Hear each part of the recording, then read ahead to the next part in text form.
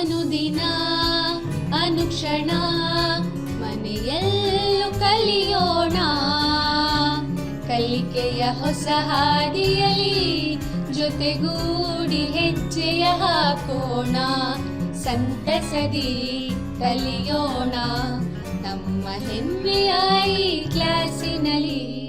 Yes sir. Yes teacher. Present ma'am.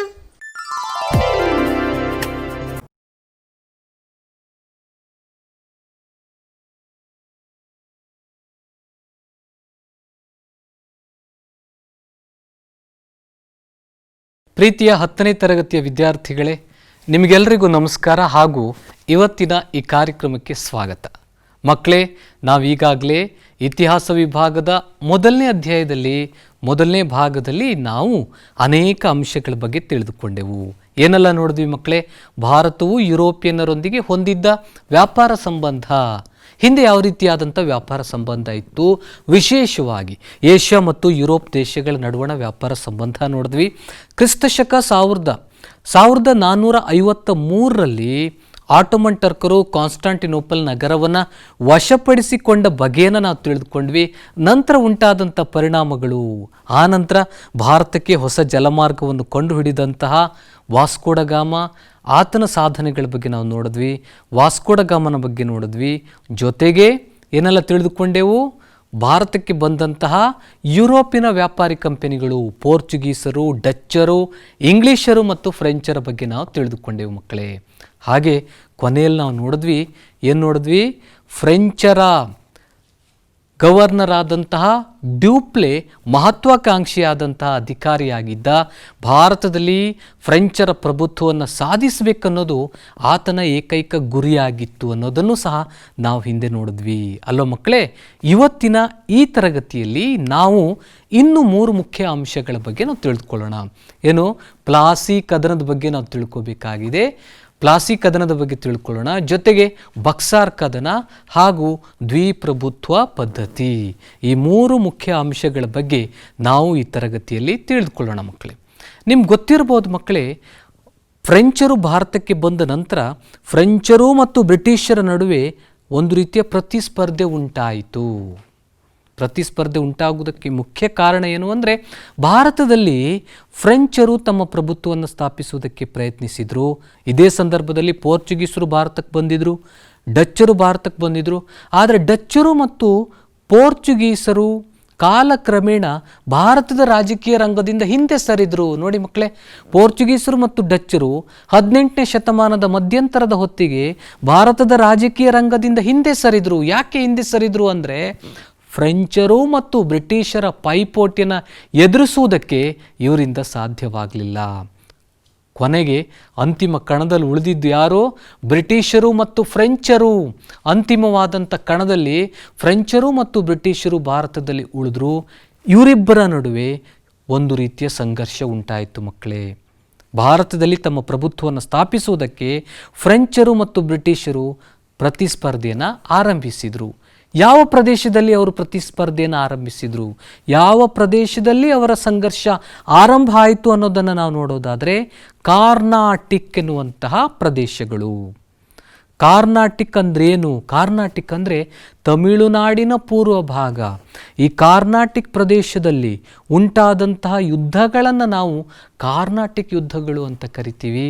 Carnatic ಯುದ್ಧಗಳು ಫ್ರೆಂಚರು ಮತ್ತು ಬ್ರಿಟಿಷರ ನಡುವೆ ಉಂಟಾಯಿತು. ಯಾಕೆಂದರೆ ಈ ಕಾರ್ನಾಟಿಕ್ ಪ್ರದೇಶ ಆ ಸಂದರ್ಭದಲ್ಲಿ ರಾಜಕೀಯ ಅಸ್ಥಿರತೆಯ ಒಂದು ಕೇಂದ್ರವಾಗಿತ್ತು. ಕಾರ್ನಾಟಿಕ್ ಪ್ರದೇಶದಲ್ಲಿ ಉಂಟಾದಂಥ ರಾಜಕೀಯ ಅಸ್ಥಿರತೆಯ ಲಾಭವನ್ನು ಪಡೆದುಕೊಳ್ಳುವುದಕ್ಕೆ ಫ್ರೆಂಚರು ಮತ್ತು ಬ್ರಿಟಿಷರು ಪ್ರಯತ್ನಿಸ್ತಾರೆ.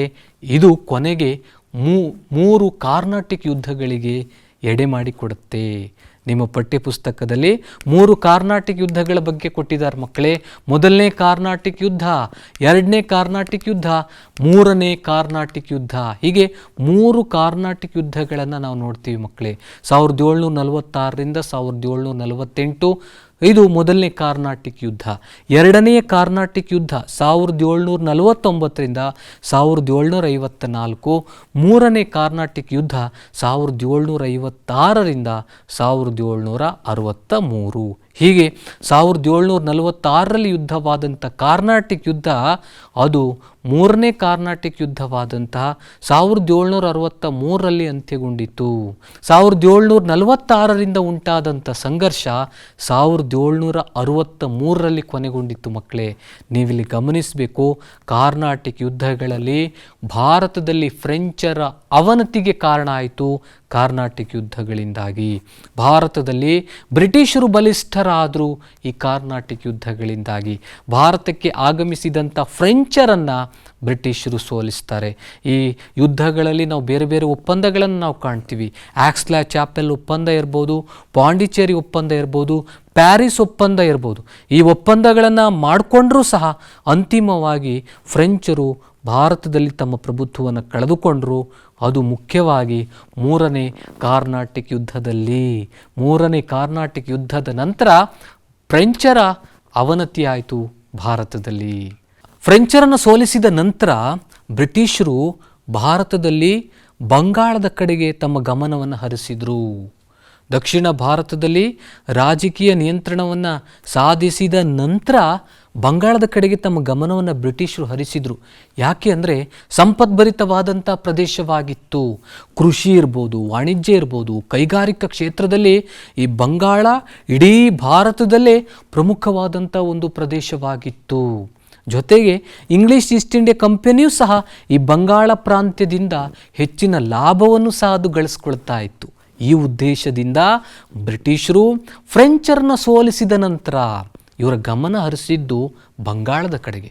ಹಾಗಾದರೆ ಮಕ್ಕಳೇ, ಬಂಗಾಳದ ಒಂದು ಕಥೆಯನ್ನು ನಾವು ನೋಡೋದಾದರೆ, ಮೊಘಲ್ ದೊರೆ ಆದಂತಹ ಫಾರೂಕ್ ಶಿಯಾರ್ ನೋಡಿ ಮಕ್ಕಳೇ, ಕಾಣಿಸ್ತಾ ಇದೆ. ಫಾರೂಕ್ ಶಿಯಾರ್ ಬಂಗಾಳದಲ್ಲಿ ಮುಕ್ತ ವ್ಯಾಪಾರವನ್ನು ನಡೆಸುವುದಕ್ಕೆ ಕಂಪೆನಿಗೆ ಒಂದು ಪರವಾನಗಿಯನ್ನು ಕೊಟ್ಟಿದ್ದ. ಅದನ್ನೇ ನಾವು ದಸ್ತಕ್ ಅಂತ ಕರಿತೀವಿ. ಮೊಘಲ್ ದೊರೆ 1717ರಲ್ಲೇ ಆತ ಬಂಗಾಳದಲ್ಲಿ ಮುಕ್ತ ವ್ಯಾಪಾರವನ್ನು ನಡೆಸುವುದಕ್ಕೆ ಬ್ರಿಟಿಷ್ ಈಸ್ಟ್ ಇಂಡಿಯಾ ಕಂಪನಿಗೆ ದಸ್ತಕ್ಗಳನ್ನು ಕೊಟ್ಟಿದ್ದ. ಎಕ್ಸಾಂಪಲ್ ಕೇಳ್ಬೋದು, ದಸ್ತಕ್ ಅಂದ್ರೇನು? ಬಂಗಾಳದಲ್ಲಿ ಮುಕ್ತ ವ್ಯಾಪಾರ ನಡೆಸಲು ಕಂಪನಿಗೆ ನೀಡಿದ ಪರವಾನಗಿ ಪತ್ರ. ಕೊಟ್ಟಿದ್ಯಾರು ದಸ್ತಕ್ಕು? ಫಾರೂಕ್ ಶಿಯಾರ್. ಫಾರೂಕ್ ಶಿಯಾರ್ ಯಾರು ಅಂದರೆ ಮೊಘಲ್ ದೊರೆ. ಕಂಪನಿಗೆ ಕೊಟ್ಟಿದ್ದ. ಇದರಿಂದಾಗಿ ಮುಕ್ತ ವ್ಯಾಪಾರವನ್ನು ಅವರು ನಡೆಸ್ತಾ ಇದ್ರು ಬ್ರಿಟಿಷರು. ಇದರಿಂದ ಅವರಿಗೆ ಸಾಕಷ್ಟು ಲಾಭ ಬರ್ತಾ ಇತ್ತು. ಆದರೆ ಇದೇ ಸಂದರ್ಭದಲ್ಲಿ ಕಂಪನಿಗೆ ನೀಡಿದಂಥ ದಸ್ತಕ್ಗಳನ್ನು ಕಂಪನಿಯ ನೌಕರರು ತಮ್ಮ ಸ್ವಂತ ಲಾಭಕ್ಕೆ ಬಳಸ್ಕೊಂಡಿದ್ರು, ತಮ್ಮ ಖಾಸಗಿ ವ್ಯಾಪಾರಕ್ಕೆ ಬಳಸ್ಕೊಂಡು ಅದನ್ನು ದುರುಪಯೋಗ ಪಡಿಸ್ಕೊಂಡ್ರು. ಇದರಿಂದಾಗಿ ಬಂಗಾಳದ ನವಾಬನಿಗೆ, ಬಂಗಾಳದ ಸರ್ಕಾರಕ್ಕೆ ಅಪಾರವಾದಂಥ ನಷ್ಟ ಉಂಟಾಯಿತು. ಇದು ಬಂಗಾಳ. ನೀವು ನೋಡಿರ್ಬೋದು, ಈಗ ನಾವು ಪಶ್ಚಿಮ ಬಂಗಾಳ ಏನಂತ ಕರಿತೀವಿ, ಇದು ಬಂಗಾಳದ ಪ್ರದೇಶ. ಈ ಪ್ರದೇಶ ಏನಿದೆ ಆ ಸಂದರ್ಭದಲ್ಲಿ ಬ್ರಿಟಿಷರ ವ್ಯಾಪಾರದ ಬಲಿಷ್ಠವಾದಂಥ ಒಂದು ಕೇಂದ್ರವಾಗಿತ್ತು. ಯಾವಾಗ ನಷ್ಟ ಉಂಟಾಗುತ್ತೋ ಆಗ ಮುರ್ಷಿದ್ ಅಲಿ ಖಾನ್, ಅಲಿವರ್ದಿ ಖಾನ್ ಇವರೆಲ್ಲರೂ ಸಹ ಬ್ರಿಟಿಷರು ದಸ್ತಕ್ಗಳನ್ನು ದುರುಪಯೋಗ ಪಡಿಸಿಕೊಳ್ಳೋದನ್ನು ವಿರೋಧಿಸಿದರು. ಯಾವಾಗ ಬ್ರಿಟಿಷರು ದಸ್ತಕ್ಗಳನ್ನು ದುರುಪಯೋಗ ಪಡಿಸ್ಕೊಳ್ತಾರೋ ಆಗ ಬಂಗಾಳದ ನವಾಬ, ಮೊದಲನೇ ನವಾಬನಾದಂಥ ಮುರ್ಷಿದ್ ಅಲಿ ಖಾನ್, ನಂತರ ಬಂದಂಥ ಅಲಿವರ್ದಿ ಖಾನ್ ಎಲ್ಲರೂ ಇದನ್ನು ವಿರೋಧಿಸಿದರು. ಅವರು ಯಾವಾಗ ವಿರೋಧಿಸ್ತಾರೋ ಇದೇ ವಿಚಾರ ಏನಿದೆ ಬಂಗಾಳದ ನವಾಬ ಮತ್ತು ಬ್ರಿಟಿಷ್ ಈಸ್ಟ್ ಇಂಡಿಯಾ ಕಂಪನಿಯ ನಡುವೆ ಸಂಘರ್ಷ ಅಥವಾ ಯುದ್ಧಕ್ಕೆ ಎಡೆ ಮಾಡಿಕೊಟ್ಟಿತು ಮಕ್ಕಳೇ. ಆ ಒಂದು ಸಂಘರ್ಷನೇ ಮುಂದೆ 2 ಪ್ರಮುಖ ಯುದ್ಧಗಳಿಗೆ ಕಾರಣವಾಗುತ್ತೆ. ಒಂದು ಪ್ಲಾಸಿ ಕದನ, ಮತ್ತೊಂದು ಬಕ್ಸಾರ್ ಕದನ. ಪ್ಲಾಸಿ ಕದನ ಮತ್ತು ಬಕ್ಸಾರ್ ಕದನಕ್ಕೆ ಕಾರಣನೇ ಇದು. ಮೊದಲನೆಯದು ಪ್ಲಾಸಿ ಕದನ 1757ರಲ್ಲಿ ನಡೆಯಿತು. ಪ್ಲಾಸಿ ಕದನ ನಡೆದದ್ದು 1757ರಲ್ಲಿ. ಬಂಗಾಳದ ನವಾಬನಾದಂಥ ಅಲಿವರ್ದಿ ಖಾನ್ 1756ರಲ್ಲಿ ನಿಧನನಾದ. ಪ್ಲಾಸಿ ಕದನ ನಡೆಯುವಾಗ ಅವನು ಇರಲಿಲ್ಲ. ಪ್ಲಾಸಿ ಕದನ ನಡೆಯೋದಕ್ಕೆ 1 ವರ್ಷ ಮುಂಚೆನೇ ಅವನು ನಿಧನನಾಗ್ತಾನೆ. ನಂತರ ಅಲಿವರ್ದಿ ಖಾನನ ಮೊಮ್ಮಗನಾದಂತಹ ಸಿರಾಜುದ್ದೌಲಾ ಅಧಿಕಾರಕ್ಕೆ ಬರ್ತಾನೆ. ಸಿರಾಜುದ್ದೌಲನಿಗೂ ಮತ್ತು ಬ್ರಿಟಿಷರಿಗೂ 1757ರಲ್ಲಿ ನಡೆದಂಥ ಯುದ್ಧವೇ ಅದು ಪ್ಲಾಸಿ ಕದನ. ನೋಡಿ ಮಕ್ಕಳೇ, ಕಾಣಿಸ್ತಾ ಇದೆ, ಸಿರಾಜುದ್ದೌಲಾ ಮತ್ತು ಬ್ರಿಟಿಷರ ನಡುವೆ ನಡೆದಂಥ ಯುದ್ಧ ಇದು. ಎಷ್ಟರಲ್ಲಿ ನಡೀತು? 1757ರಲ್ಲಿ. ಮೊದಲನೇದಾಗಿ ರಾಬರ್ಟ್ ಕ್ಲೈವ್ ಚಿತ್ರ ನಿಮಗೆ ಕಾಣಿಸ್ತಾ ಇದೆ. ಇನ್ನೊಂದು ಚಿತ್ರ ಅದು ಸಿರಾಜುದ್ದೌಲಾ. ಸಿರಾಜುದ್ದೌಲಾ ಮತ್ತು ರಾಬರ್ಟ್ ಕ್ಲೈವ್ ನಡುವೆ ನಡೆದಂಥ ಯುದ್ಧವೇ ಪ್ಲಾಸಿ ಕದನ. ಹಾಗಾದರೆ ಪ್ಲಾಸಿ ಕದನಕ್ಕೆ ಕಾರಣಗಳು ಯಾವುವು ಅನ್ನೋದನ್ನು ನೋಡೋದಾದರೆ ಪ್ರಮುಖವಾಗಿ ಮಕ್ಕಳೇ ಇಲ್ಲಿ 3 ಮುಖ್ಯ ಕಾರಣಗಳನ್ನು ನಾವು ನೋಡ್ತೀವಿ. ಮೊದಲನೇದು ದಸ್ತಕಗಳ ದುರುಪಯೋಗ, ಎರಡನೇದು ಅನುಮತಿ ಇಲ್ಲದೆ ಕೋಟೆಯ ದುರಸ್ತಿ, ಮೂರನೇದು ಕಪ್ಪು ಕೋಣೆ ದುರಂತ. ಈ 3 ಕಾರಣಗಳನ್ನು ನಾವೀಗ ಒಂದೊಂದಾಗಿ ನೋಡೋಣ ಬನ್ನಿ. ಮೊದಲನೇದು ದಸ್ತಕಗಳ ದುರುಪಯೋಗ. ಆವಾಗಲೇ ನಾವು ನೋಡಿದ್ವಿ, ದಸ್ತಕ್ ಅಂದರೆ ಅದು ಅನುಮತಿ ಪತ್ರ ಕೊಟ್ಟಿದ್ದು ಮೊಘಲ್ ದೊರೆ ಫರೂಕ್ ಶಿಯಾರ್ ಯಾರಿಗೆ, ಬ್ರಿಟಿಷ್ ಈಸ್ಟ್ ಇಂಡಿಯಾ ಕಂಪನಿಗೆ.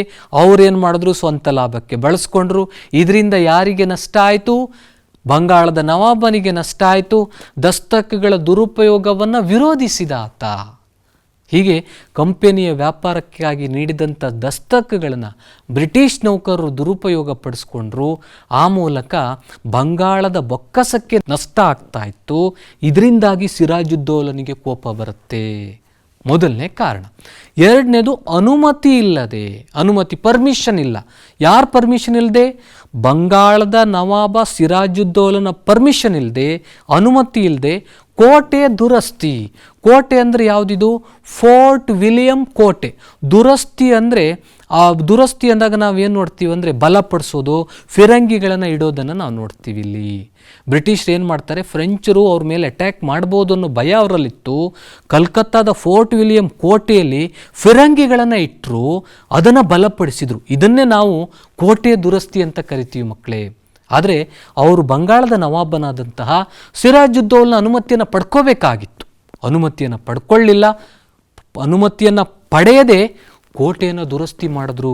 ಆಗ ಸಿರಾಜುದ್ದೌಲಾ ಬ್ರಿಟಿಷರಿಗೆ ಅಲ್ಲಿರ್ತಕ್ಕಂಥ ಫಿರಂಗಿಗಳನ್ನು ತೆಗೆದುಹಾಕುವುದಕ್ಕೆ ಹೇಳ್ತಾನೆ. ಆದರೆ ಬ್ರಿಟಿಷರು ಇದನ್ನು ವಿರೋಧಿಸಿದರು. ಇದರಿಂದಾಗಿ ಸಿರಾಜುದ್ದೌಲಾ ಮತ್ತೆ ಕೋಪಗೊಳ್ತಾನೆ. ದಸ್ತಕಗಳ ದುರುಪಯೋಗ ಒಂದು ಕಡೆ ಆತನ ಕೋಪಕ್ಕೆ ಕಾರಣವಾದರೆ, ಮತ್ತೊಂದು ಕಡೆ ಆತನ ಅನುಮತಿ ಇಲ್ಲದೆ ಬ್ರಿಟಿಷರು ಫೋರ್ಟ್ ವಿಲಿಯಂ ಕೋಟೆಯನ್ನು ದುರಸ್ತಿ ಮಾಡಿದ್ರು. ಇನ್ನು 3ನೇ ಕಾರಣ ಕಪ್ಪು ಕೋಣೆ ದುರಂತ ಮಕ್ಕಳೇ. ಪ್ಲಾಸಿ ಕದನ ನಡೆಯುವುದಕ್ಕೆ ಮುಖ್ಯವಾದಂಥ ಕಾರಣ ಇದು. ಪರೀಕ್ಷೆಯಲ್ಲಿ ನಾವು ಈ ವಿಭಾಗಕ್ಕೆ ಸಂಬಂಧಪಟ್ಟಂತೆ, ಈ ಅಂಶಕ್ಕೆ ಸಂಬಂಧಪಟ್ಟಂತೆ 2 ಅಂಕದ ಪ್ರಶ್ನೆಗಳನ್ನು ನಾವು ನಿರೀಕ್ಷೆ ಮಾಡ್ಬೋದು. ಕಪ್ಪು ಕೋಣೆ ದುರಂತವನ್ನು ವಿವರಿಸಿ ಅಂತ ಕೇಳ್ಬೋದು ಪರೀಕ್ಷೆಯಲ್ಲಿ. ಆಗ ನೀವೇನು ಬರೀತೀರಿ? ಸಿರಾಜುದ್ದೌಲನು ಫೋರ್ಟ್ ವಿಲಿಯಂ ಕೋಟೆಯನ್ನು ಸುಲಭವಾಗಿ ಗೆಲ್ತಾನೆ. ಯಾವಾಗ ಬ್ರಿಟಿಷರು ಫೋರ್ಟ್ ವಿಲಿಯಂ ಕೋಟೆನ ದುರಸ್ತಿ ಮಾಡೋದಕ್ಕೆ ಪ್ರಯತ್ನ ಪಡ್ತಾರೋ, ಕೋಪಗೊಂಡ ಈತನು ಫೋರ್ಟ್ ವಿಲಿಯಂ ಕೋಟೆ ಮೇಲೆ ದಾಳಿ ನಡೆಸ್ತಾನೆ. ದಾಳಿ ನಡೆಸಿದ ಸಿರಾಜುದ್ದೌಲಾ ಕೋಟೆಯನ್ನು ಗೆಲ್ತಾನೆ. ಗೆದ್ದು ಅನೇಕ ಜನರನ್ನು ಸೆರೆ ಹಿಡಿತಾನೆ. ಎಷ್ಟು ಜನ ಅಂದರೆ 146 ಜನರನ್ನು ಸೆರೆ ಹಿಡ್ದ. ಇವರೆಲ್ಲರೂ ಬ್ರಿಟಿಷರೇ ಆಗಿದ್ದರು. ಸೆರೆ ಹಿಡಿದು ಅವನೇನು ಮಾಡ್ತಾನೆ, ಅವರೆಲ್ಲರನ್ನ ಒಂದು ಕೊಠಡಿ ಒಳಗಡೆ, ರೂಮ್ ಒಳಗಡೆ ತಗೊಂಡೋಗಿ ಬಂಧಿಸಿಡ್ತಾನೆ. ಆದರೆ 146 ಮಂದಿಯಲ್ಲಿ 123 ಮಂದಿ ಸತ್ತೋದ್ರು. ಇದನ್ನೇ ನಾವು ಕಪ್ಪು ಕೋಣೆ ದುರಂತ ಅಂತ ಕರಿತೀವಿ. ಯಾವಾಗ ಕಪ್ಪು ಕೋಣೆ ದುರಂತದಿಂದ 123 ಮಂದಿ ಸತ್ತೋದ್ರೋ, 123 ಮಂದಿ ಬ್ರಿಟಿಷರು ಸತ್ತೋದ್ರೋ, ಆಗ ರಾಬರ್ಟ್ ಕ್ಲೈವ್ಗೆ ಕೋಪ ಬರುತ್ತೆ. ಯಾರು ರಾಬರ್ಟ್ ಕ್ಲೈವ್? ಬ್ರಿಟಿಷರ ಗವರ್ನರ್ ಆಗಿದ್ದ. ಆತನಿಗೆ ಕೋಪ ಬರುತ್ತೆ. ಕೋಪ ಬಂದಂಥ ರಾಬರ್ಟ್ ಕ್ಲೈವ್ ಸಿರಾಜುದ್ದೌಲನ ಮೇಲೆ ದಾಳಿ ನಡೆಸ್ತಾನೆ. ನೋಡಿ ಮಕ್ಕಳೇ, ಕಾಣಿಸ್ತಾ ಇದೆ, ರಾಬರ್ಟ್ ಕ್ಲೈವ್ಗೆ ಕೋಪ ಬಂತು. ತನ್ನವರನ್ನು ಕೊಂದಂಥ ಸಿರಾಜುದ್ದೌಲನ ಮೇಲೆ ದ್ವೇಷ ಕಾರ್ತಾನೆ ರಾಬರ್ಟ್ ಕ್ಲೈವ್. ಆ ಮೂಲಕ 1757ರಲ್ಲಿ ಯುದ್ಧ ಆಗುತ್ತೆ. ಆದರೆ ಮಕ್ಕಳೇ, ನೀವಿಲ್ಲಿ ಗಮನಿಸಬೇಕು, ಯುದ್ಧ ನಡೆಯುವುದಕ್ಕೆ ಮುಂಚೆ ರಾಬರ್ಟ್ ಕ್ಲೈವ್ ಸಾಕಷ್ಟು ತಯಾರಿಯನ್ನು ನಡೆಸಿದ್ದ. ಅವನಿಗೆ ಗೊತ್ತು ಸುಲಭವಾಗಿ ಸಿರಾಜುದ್ದೌಲನ ಸೋಲಿಸೋದಕ್ಕೆ ಸಾಧ್ಯ ಇಲ್ಲ ಅನ್ನೋದು ಅವನಿಗೆ ಗೊತ್ತು. ಹೀಗಾಗಿ ಸಿರಾಜುದ್ದೌಲನಿಗೆ ಬೆಂಬಲ ನೀಡ್ತಾ ಇದ್ದಂತಹ, ಬೆನ್ನಿಗೆ ನಿಂತಹ ಆತನ ಸಹಾಯಕರನ್ನು ತನ್ನೆಡೆಗೆ ಸೆಳೆದುಕೊಳ್ಳುವಲ್ಲಿ ರಾಬರ್ಟ್ ಕ್ಲೈವ್ ಯಶಸ್ವಿ ಆಗ್ತಾನೆ. ಹಾಗಾದರೆ ಯಾರು? ಬಂಗಾಳದಲ್ಲಿ ಬಲಿಷ್ಠರಾದಂಥವ್ರು, ಅನೇಕ ಜನ ಶ್ರೀಮಂತರಿದ್ದರು. ಇವರೆಲ್ಲರೂ ಸಿರಾಜುದ್ದೌಲನಿಗೆ ನೆರವನ್ನು ನೀಡ್ತಾ ಇದ್ರು. ಒಂದು ಮಾಣಿಕ್ ಚಾಂದ್, ಓಮಿ ಚಾಂದ, ಜಗತ್ ಸೇಠ್, ಬಂಗಾಳದ ಲೇವಾದೇವಿಗಾರನಾಗಿದ್ದ. ಇವರೆಲ್ಲರನ್ನ ರಾಬರ್ಟ್ ಕ್ಲೈವ್ ತನ್ನೆಡೆಗೆ ಸೆಳೆದುಕೊಳ್ತಾನೆ. ಇದು ಅವನು ಮೊದಲು ಮಾಡಿರೋ ಕೆಲಸ. ನಂತರ ಏನು ಮಾಡ್ತಾನೆ, ಸಿರಾಜುದ್ದೌಲನ ಸೇನಾಪತಿಯಾದಂಥ ಮೀರ್ ಜಾಫರ್ ಕಡೆಗೆ ಕಣ್ಣಾಗ್ತಾನೆ. ಮೀರ್ ಜಾಫರ್ ಸಹ ಬಲಿಷ್ಠ. ಈ ರಾಬರ್ಟ್ ಕ್ಲೈವ್ ಏನು ಅಂದ್ಕೋತಾನೆ ಅಂದರೆ, ಮೀರ್ ಜಾಫರ್ ಸಹಾಯ ಪಡೆದುಕೊಂಡ್ರೆ ಈಸಿಯಾಗಿ ಸಿರಾಜುದ್ದೌಲನ ಸೋಲಿಸ್ಬೋದು ಅನ್ನೋದು ಆತನ ಒಂದು ಯೋಜನೆಯಾಗಿತ್ತು. ಆಗ ಅವನು ಮೀರ್ ಜಾಫರ್ನನ್ನು ಭೇಟಿ ಮಾಡ್ತಾನೆ. ರಾಬರ್ಟ್ ಕ್ಲೈವ್ ಭೇಟಿ ಮಾಡಿ, ಒಂದು ವೇಳೆ ಮೀರ್ ಜಾಫರ್ ತನಗೆ ಸಹಾಯ ನೀಡಿದ್ದೇ ಆದರೆ ಯುದ್ಧ ಆದಮೇಲೆ ನಿನ್ನನ್ನು ನಾನು ಬಂಗಾಳದ ನವಾಬನನ್ನಾಗಿ ಮಾಡ್ತೀನಿ ಅನ್ನುವಂಥ ಭರವಸೆಯನ್ನು ಕೊಡ್ತಾನೆ. ಮೀರ್ ಜಾಫರ್ ಅದಕ್ಕೆ ಒಪ್ಕೋತಾನೆ. ಹೀಗೆ ಎಲ್ಲ ಶ್ರೀಮಂತರು ಜೊತೆಗೆ ಸಿರಾಜುದ್ದೌಲ್ನ ಸೇನಾಪತಿಯಾದಂಥ ಮೀರ್ ಜಾಫರ್ ರಾಬರ್ಟ್ ಕ್ಲೈವ್ಗೆ ಬೆಂಬಲವನ್ನು ಕೊಟ್ಟರು. ಮಕ್ಕಳೇ, ಕೊನೆಗೆ ಏನಾಗುತ್ತೆ, ಸಿರಾಜುದ್ದೌಲ ಏಕಾಂಗಿಯಾಗಿ ಹೋರಾಟವನ್ನು ನಡೆಸಬೇಕಾಗುತ್ತೆ. ಯುದ್ಧ ಆರಂಭ ಆಗುತ್ತೆ. 1757 ಜೂನ್ 23 ಪ್ಲಾಸಿ ಕದನ ನಡೆಯುತ್ತೆ. ಒಂದು ಕಡೆ ಓಮಿ ಚಾಂದ, ಮಾಣಿಕ್ ಚಂದ್, ಜಗತ್ ಸೇಠ್, ಮೀರ್ ಜಾಫರ್ ಇವರೆಲ್ಲರನ್ನು ರಾಬರ್ಟ್ ಕ್ಲೈವ್ ತನ್ನ ಬುಟ್ಟಿಗೆ ಹಾಕುತ್ತಾನೆ. ಕೊನೆಗೆ ಸಿರಾಜುದ್ದೌಲ ಮೇಲೆ ದಾಳಿ ನಡೆಸ್ತಾನೆ. ಆದರೆ ಸಿರಾಜುದ್ದೌಲ ಯುದ್ಧದಲ್ಲಿ ಸೋತು ವೀರ ಮರಣವನ್ನಪ್ಪಿದನು. ಮಕ್ಕಳೇ, ಸಿರಾಜುದ್ದೌಲ ಬ್ರಿಟಿಷರ ವಿರುದ್ಧ ವೀರಾವೇಶದಿಂದ ಹೋರಾಡಿದ. ಆದರೆ ಇವರೆಲ್ಲರೂ ಸಿರಾಜುದ್ದೌಲನಿಗೆ ಮೋಸ ಮಾಡಿದ್ರು. ನೋಡಿದ್ರಲ್ಲ ಮಕ್ಕಳೇ, ಇದಿಷ್ಟು ಪ್ಲಾಸಿ ಕದನ. ಆದರೆ ಇಲ್ಲಿ ಗಮನಿಸಬೇಕು, ರಾಬರ್ಟ್ ಕ್ಲೈವ್ ಹಿಂದೆ ಭರವಸೆ ಕೊಟ್ಟಿದ್ದ ಯಾರಿಗೆ? ಮೀರ್ ಜಾಫರ್ಗೆ ಏನಂತ ಭರವಸೆ ಕೊಟ್ಟಿದ್ದ? ಒಂದು ವೇಳೆ ನೀನು ನನಗೆ ಸಹಾಯ ಮಾಡಿದ್ದೆ ಆದರೆ ಪ್ಲಾಸಿ ಕದನದ ನಂತರ ನಿನ್ನನ್ನು ಬಂಗಾಳದ ನವಾಬನನ್ನಾಗಿ ಮಾಡ್ತೀನಿ ಅಂದಿದ್ದ. ಹಾಗೆ ಮಾಡ್ದ ಕೂಡ. ಹಾಗಾದರೆ ಪ್ಲಾಸಿ ಕದನದ ನಂತರ ಏನೇನಾಯಿತು ನೋಡೋಣ ಮಕ್ಕಳೇ. ಪರಿಣಾಮಗಳು, ಇದು ಸಹ ಪರೀಕ್ಷೆ ದೃಷ್ಟಿಯಿಂದ ಬಹಳ ಮುಖ್ಯವಾದಂಥದ್ದು. ಪ್ಲಾಸಿ ಕದನದ ನಂತರ ಏನೇನು ಬದಲಾವಣೆಗಳಾಯಿತು, ಪರಿಣಾಮಗಳನ್ನು ನಾವೀಗ ನೋಡ್ತಾ ಹೋಗೋಣ. ಮೊದಲನೇದು, ಪ್ಲಾಸಿ ಕದನದ ನಂತರ ಭಾರತೀಯರಲ್ಲಿದ್ದ ಅಸಂಘಟನೆ ಮತ್ತು ಆ ಕಾಲದ ವ್ಯಾಪಾರಿ ವರ್ಗದವರಲ್ಲಿದ್ದ ಲೋಭಿತನ ಏನಿದೆ ಅದು ಎಲ್ರಿಗೂ ಗೊತ್ತಾಗ್ಬಿಡ್ತು. ಆ ಭಾರತೀಯರಲ್ಲಿ ಒಗ್ಗಟ್ಟಿಲ್ಲ, ಭಾರತೀಯರಲ್ಲಿ ಸಂಘಟನೆ ಕೊರತೆ ಇತ್ತು, ಶ್ರೀಮಂತರಲ್ಲಿ ಒಗ್ಗಟ್ಟಿರಲಿಲ್ಲ, ಶ್ರೀಮಂತರು ಲಾಭ ಗಳಿಸುವುದರಲ್ಲಿ ನಿರತರಾಗಿದ್ದರು ಅನ್ನೋದು ಇಡೀ ಪ್ರಪಂಚಕ್ಕೆ ಗೊತ್ತಾಗ್ಬಿಡ್ತು ಮಕ್ಕಳೇ. ಎರಡನೇದು, ರಾಬರ್ಟ್ ಕ್ಲೈವ್ ಹಿಂದೆ ಮೀರ್ ಜಾಫರ್ಗೆ ಭರವಸೆ ಕೊಟ್ಟಿದ್ದ, ಅದರಂತೆ ಮೀರ್ ಜಾಫರ್ ಬಂಗಾಳದ ನವಾಬನಾಗ್ತಾನೆ. ಆದರೆ ಪ್ಲಾಸಿ ಕದನದ ನಂತರ ಬ್ರಿಟಿಷ್ ಈಸ್ಟ್ ಇಂಡಿಯಾ ಕಂಪನಿ ಬಂಗಾಳದಲ್ಲಿ ವ್ಯಾಪಾರವನ್ನು ನಡೆಸುವುದಕ್ಕೆ ಸಂಪೂರ್ಣವಾದಂಥ ಹಕ್ಕನ್ನು ಪಡೆದುಕೊಳ್ತು. ಯಾಕಂದರೆ ನವಾಬನೇ ಇಲ್ಲೇ, ಇವಾಗ ನವಾಬನನ್ನೇ ಅವರು ಯುದ್ಧದಲ್ಲಿ ಕೊಂದು ಹಾಕಿದ್ದಾರೆ. ನವಾಬನ ಅಧಿಕಾರ ಎಲ್ಲ ಬ್ರಿಟಿಷರಿಗೆ ಬಂತು. ಹೀಗಾಗಿ ಬಂಗಾಳ ಪ್ರಾಂತ್ಯದಲ್ಲಿ ಸುಲಭವಾಗಿ ಇವರು ವ್ಯಾಪಾರ ಮಾಡೋದಕ್ಕೆ ಸಾಧ್ಯವಾಯಿತು. ಸಿರಾಜುದ್ದೌಲ ಕಲ್ಕತ್ತಾದ ಫೋರ್ಟ್ ವಿಲಿಯಂ ಕೋಟೆ ಮೇಲೆ ದಾಳಿ ನಡೆಸಿ ಅನೇಕರನ್ನ ಬಂಧಿಸಿದ್ದ ಅನ್ನೋದು ನಾವು ನೋಡಿದ್ವಿ. ಆ ಒಂದು ದಾಳಿ ನಡೆಸಿದ್ದಕ್ಕೆ ಪರಿಹಾರವಾಗಿ ಮೀರ್ ಜಾಫರೇ ದುಡ್ಡು ಕೊಡಬೇಕಾಗಿತ್ತು. ಯಾಕೆ ಅಂದರೆ ಮೀರ್ ಜಾಫರ್ ಈಗ ಬಂಗಾಳದ ನವಾಬ. 18,70,00,000 ರೂಪಾಯಿಗಳನ್ನು ಮೀರ್ ಜಾಫರ್ ಬ್ರಿಟಿಷರಿಗೆ ನೀಡಿದ. ಮಕ್ಕಳೇ, ಇದಿಷ್ಟು ಪ್ಲಾಸಿ ಕದನದ ಪರಿಣಾಮಗಳು. ಇದರ ನಂತರ ಬರುವಂಥ ಇನ್ನೊಂದು ಮುಖ್ಯವಾದಂಥ ಯುದ್ಧ ಅದು ಬಕ್ಸಾರ್ ಕದನ. ಮಕ್ಕಳೇ, ಬಕ್ಸಾರ್ ಕದನ ಅಂದ ತಕ್ಷಣ ನಾವು ಇಬ್ಬರು ನವಾಬರನ್ನ ನೆನಪಿಟ್ಕೋಬೇಕು. ಒಂದು ಮೀರ್ ಜಾಫರ್, ಮತ್ತೊಂದು ಮೀರ್ ಖಾಸಿಂ. ನಾವೀಗಾಗಲೇ ನೋಡಿದ್ವಿ, ಪ್ಲಾಸಿ ಕದನದ ನಂತರ ಮೀರ್ ಜಾಫರ್ ಬಂಗಾಳದ ನವಾಬನಾಗ್ತಾನೆ. ಕಂಪೆನಿ ಮತ್ತು ಕಂಪೆನಿಯ ನೌಕರರ ಕೈಗೊಂಬೆ ಆಗ್ತಾನೆ.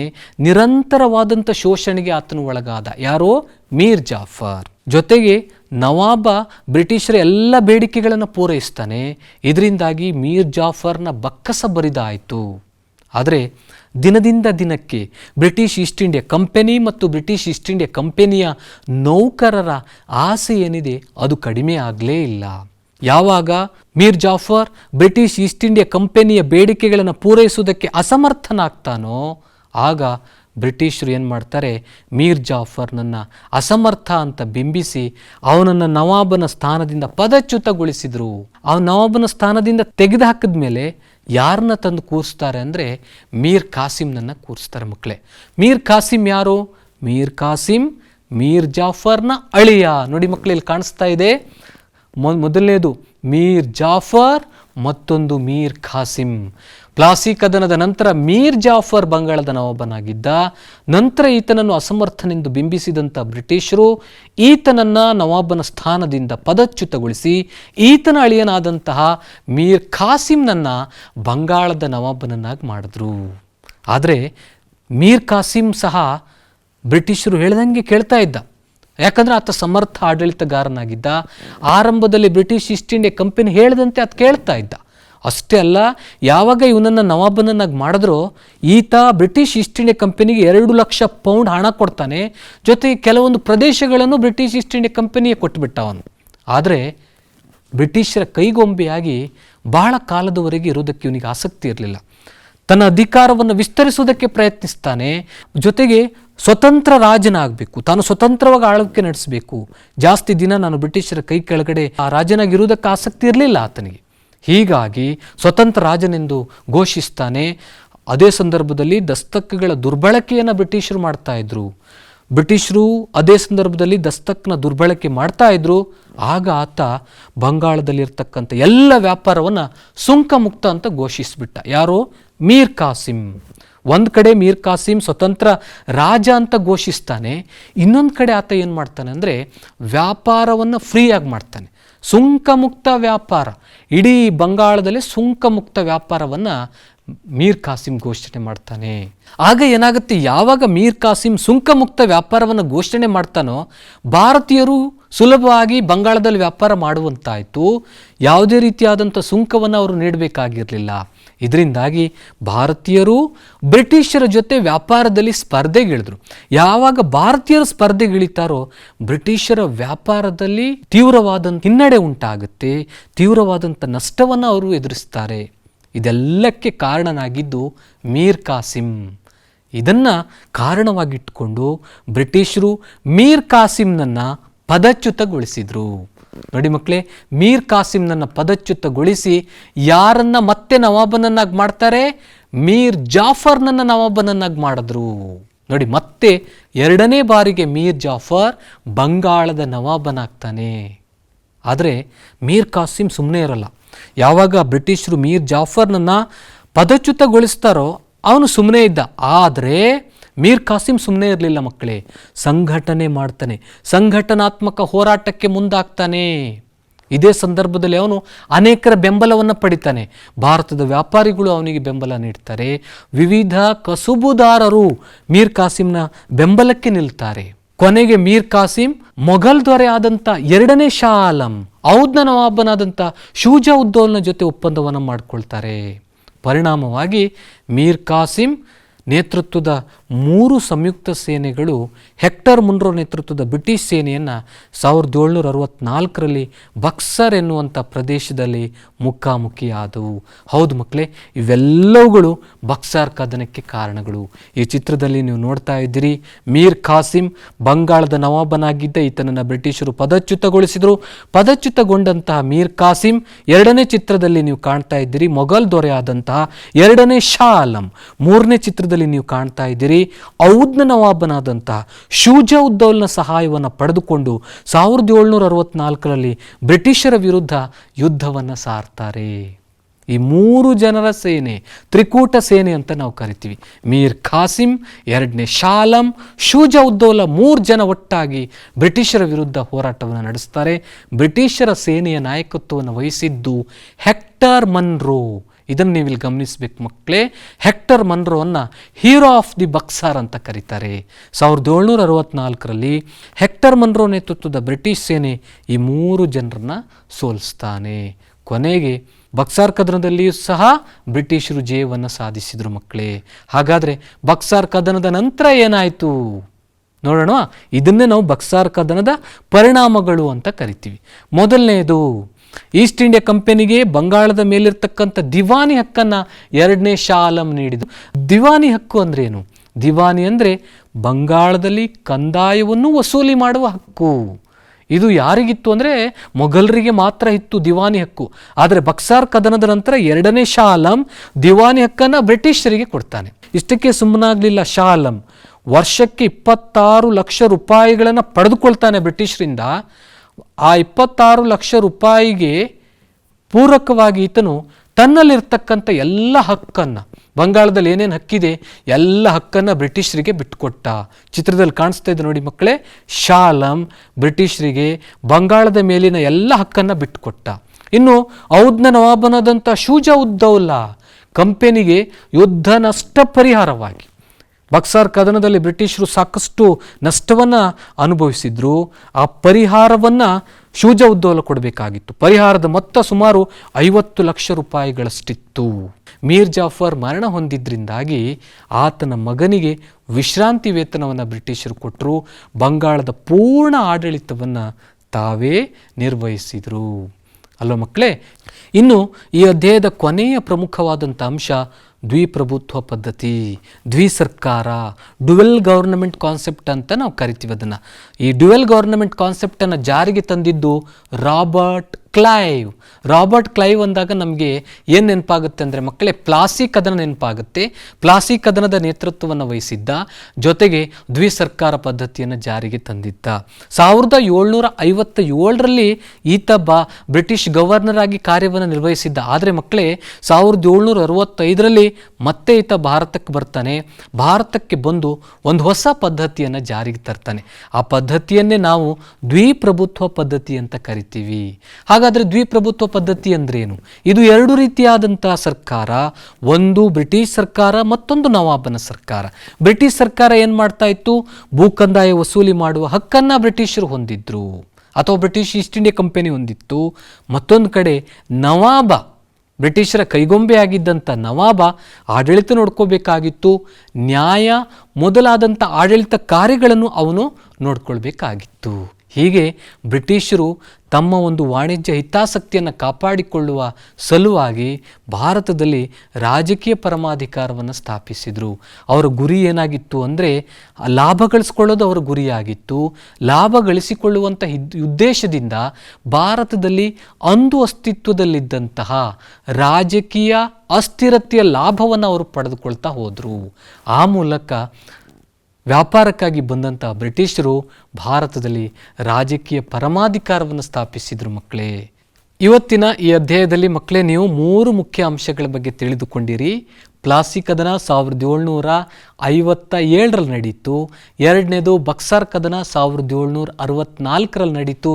ದ್ವಿಪ್ರಭುತ್ವ ಪದ್ಧತಿ, ರಾಬರ್ಟ್ ಕ್ಲೈವ್ ಜಾರಿಗೆ ತಂದಂಥ ದ್ವಿಪ್ರಭುತ್ವ ಪದ್ಧತಿಯ ಬಗ್ಗೆ ಸಹ ನಾವು ತಿಳಿದುಕೊಂಡೆವು. ಹಾಗಾದರೆ ಇವತ್ತು ನಾವು ಏನು ಚರ್ಚೆ ಮಾಡಿದ್ದು, ಅವುಗಳಿಗೆ ಸಂಬಂಧಪಟ್ಟಂಥ ಕೆಲವೊಂದು ಪ್ರಶ್ನೆಗಳು ನಿಮ್ಮ ಮುಂದೆ ಬರ್ತಾ ಇವೆ ನೋಡಿ ಮಕ್ಕಳೇ.